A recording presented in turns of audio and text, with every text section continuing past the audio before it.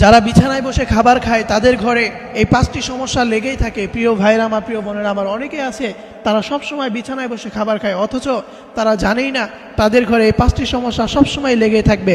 এই জন্য বিছানায় বসে কখনো খাবার খাওয়া যাবে না। আল্লাহ রাসূল সাল্লাল্লাহু আলাইহি ওয়াসাল্লাম জানিয়ে দিয়েছেন, বিছানায় বসে কখনো খাবার খাওয়া যাবে না। যেই ঘরে বিছানায় বসে খাবার খাওয়া হবে সেই ঘরে এই 5টি সমস্যা সব সময়ের জন্য লেগেই থাকবে। তার মধ্যে 1 নাম্বার, সেই ঘরের লোকদের ভিতরে কেউ না কেউ সবসময় অসুস্থ হয়ে থাকবে। এবং 2 নাম্বারে, সেই ঘরে যত টাকাই আসুক না কেন সেগুলোতে কোনো বরকত থাকবে না, সেগুলো তাড়াতাড়ি শেষ হয়ে যাবে। এবং 3 নাম্বারে, সেই ঘরে স্বামী স্ত্রীর ভিতরে কোনো কারণ ছাড়াই সবসময় ঝগড়া লেগে থাকবে।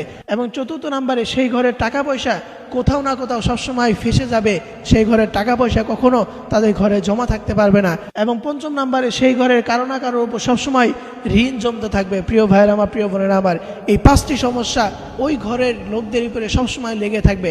এই জন্য কখনো বিছানায় বসে খাবার খাওয়া যাবে না। এবং এটা হচ্ছে পরিষ্কার পরিচ্ছন্নতার দিকেও একটা খেয়াল রাখা উচিত, কারণ পরিষ্কার পরিচ্ছন্নতা হচ্ছে ঈমানের অঙ্গ।